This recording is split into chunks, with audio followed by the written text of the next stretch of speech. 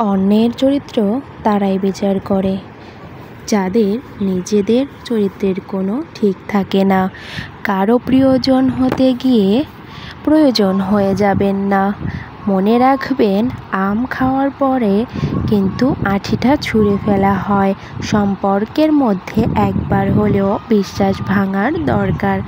তা না হলে দুজনের সম্পর্কের মধ্যে দৃঢ়তা কতটা আছে তা বোঝা যায় না।